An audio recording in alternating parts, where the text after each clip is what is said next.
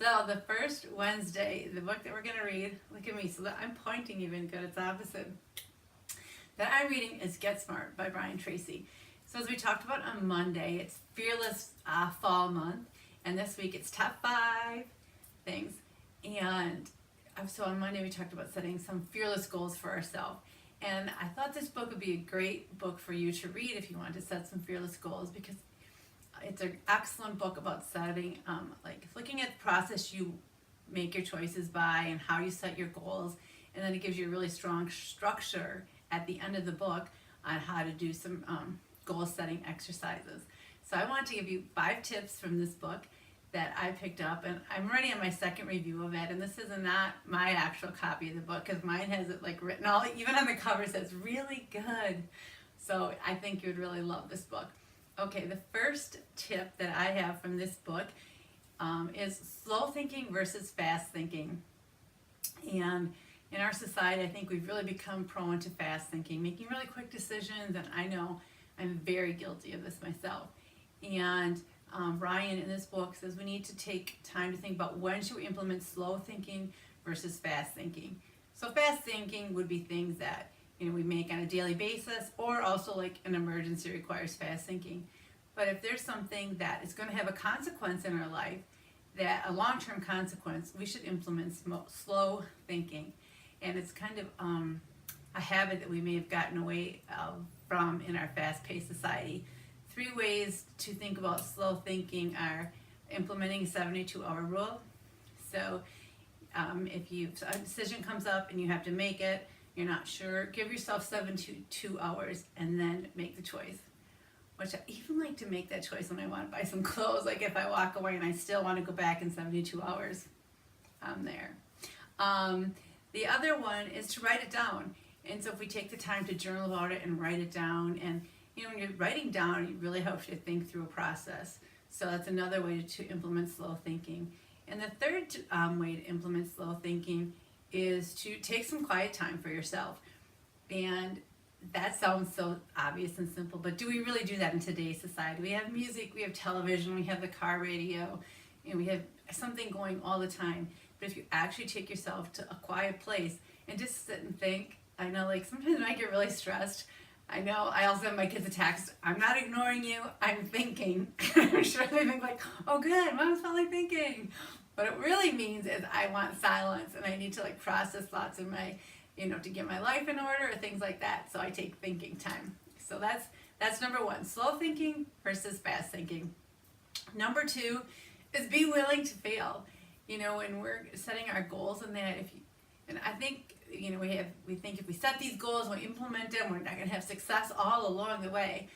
Well, I think I told you on Monday, like one of my goals is to make Fearless Gray a movement. And if my goal was to never have a failure in this whole process, I certainly wouldn't be here today, because I have failures every day when I'm making these videos trying to implement make Fearless Gray a movement. And so we have to be willing to put our failures out there. And like one of the things I heard once is like we weren't born learning how to walk. We had all those failures of falling down. So anything that we've ever learned to do, there's probably been a failure along the way to get us there. So the 2 tips so far about learning or setting our goals from Brian Tracy is slow thinking versus fast thinking, and be willing to fail. Number 3 is get experience. And that kind of goes hand in hand with failing, I guess. But as you fail, you're getting experience.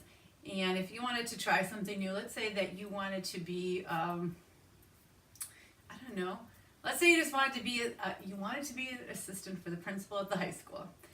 The way you're going to do that is not by walking in there and knowing how to do it. It's going to be by getting experience day after day, week after week for the whole school year. And so in order to accomplish our goals, we have to get experience of how to do it along the way. Number 4 is to have goal-oriented thinking versus reactionary thinking.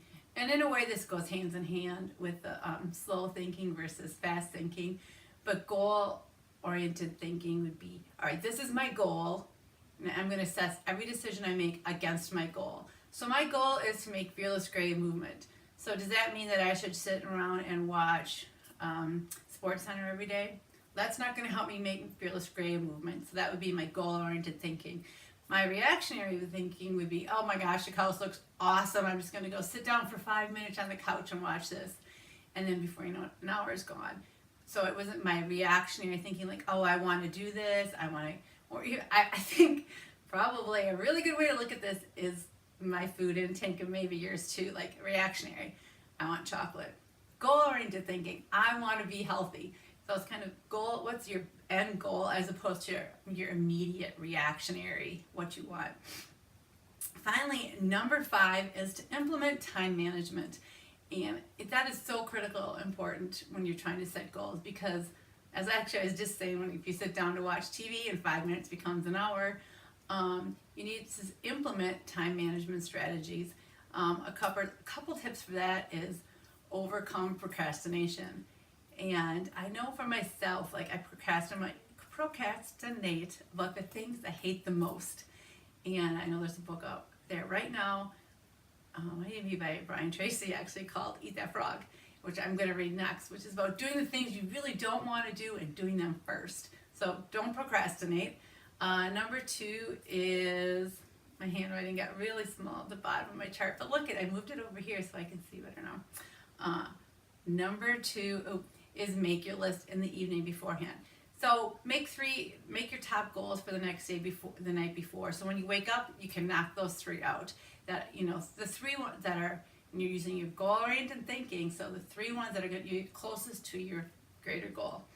Finally, another time sucker is emails. And so if you're going to implement time management strategies, set a time of day that you'll only look at your email. And it's so hard, it's on your phone and you just check it constantly, but it's such a distraction, because then you're like, a lot of times we look at it, we don't react to what the email wants, but then it's just sitting there. So set times of your day that you'll look at your email, like 11 and 3. And people get used to that too, like emailing you, they're going to, she'll respond at 3 o'clock. So let's recap. Our top 5 tips, or not top 5, because this book is excellent, you should read it, there's way more than 5. But these are just 5 tips I pulled out for us as far as having a fearless fall and implementing our goals. Number 1, slow thinking versus fast thinking. Number 2, be willing to fail. Number 3, get experience. Number 4, goal-oriented thinking versus reactionary thinking. And number 5 is time management. So those are the 5 tips. I really hope you consider getting this book. It really is life-changing, and it's one of those books I feel like I will read over and over. I could probably read it every 6 months, because I think when you read something, you implement it, and then time goes by and you get kind of lax, and then you implement it again. Just to wrap up, why is goal setting important even in our fearless gray years? We have half our life left, you guys. We cannot waste it. We can't just kind of lounge into our fearless gray years, because it'll be like the couch I was talking about. If we don't have a goal-oriented plan for our fearless gray years, it's going to become a reactionary 50 years. So let's not do that. Flamingo lingo of the day is, we flock our goals. Of course we do. Hey, please remember to flock us. Follow, like, comment, share.